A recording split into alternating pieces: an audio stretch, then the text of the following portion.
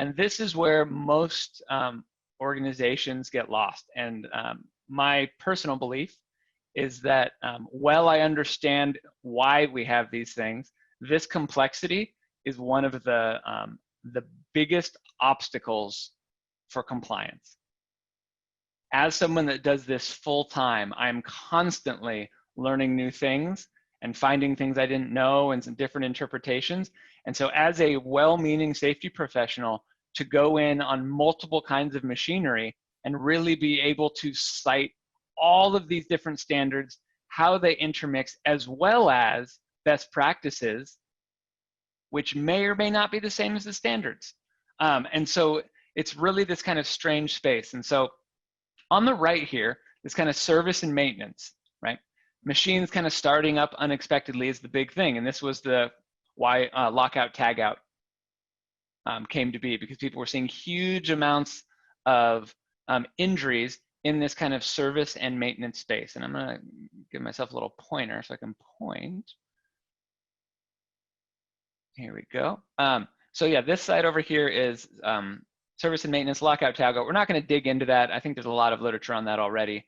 Then on this side is kind of this normal machine guarding requirement. Everything that we would normally expect from the machine guarding standards, with this one funky little minor servicing exception, which is exception to Lockout, Tagout, and could be its own presentation.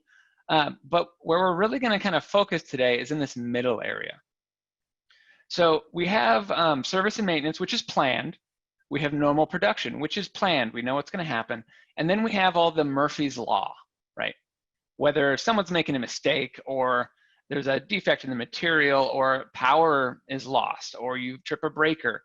And this is where that kind of other 50% is often happening, right? It's not the everyday thing. It's not maintenance. It's the, we don't really have this area defined well section. And a lot of this is explicitly covered by machine guarding, though not often implemented. And then we also have nationally recognized test labs, which we'll be talking about a little bit more later, who should be kind of making sure that equipment can operate as it's designed in this space. And then we also have electrical codes. So NFPA 70 and 79, for example, both require restart prevention, so that after a loss of power, a machine will not restart. However, we still don't see that in most small machinery. And so it's one of those things where people get lost in the noise, but we're gonna just focus a little bit on this area right now. So we know about the hierarchy of controls.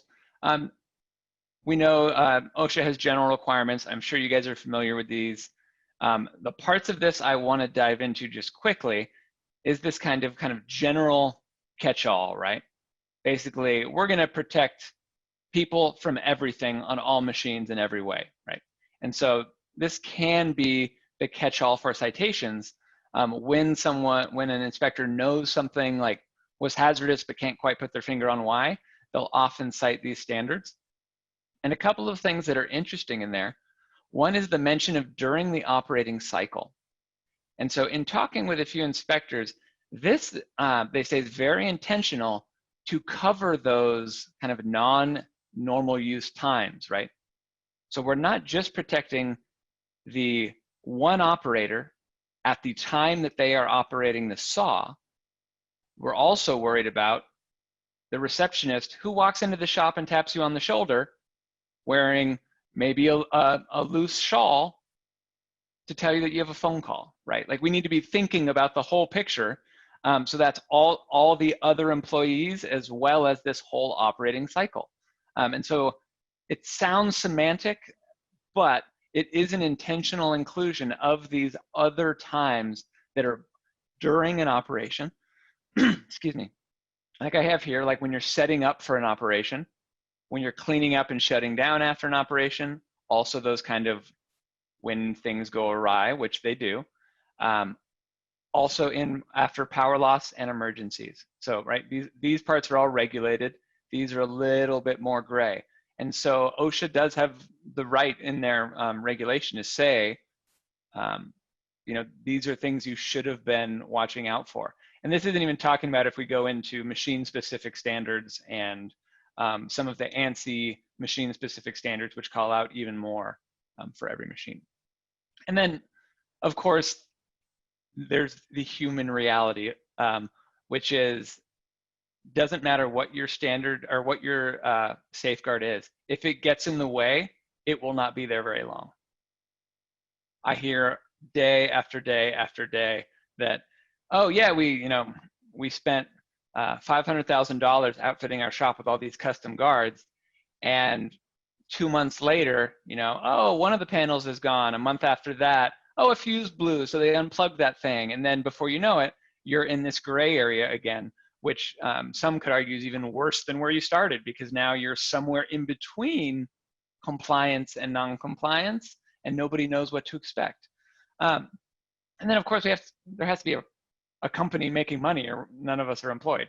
And so this is something that is kind of the founding principle of my company, is how do we make things that perform like they should as a safeguard, that don't get in the way and maybe even improve the actual day-to-day process for an operator, and aren't crazy expensive.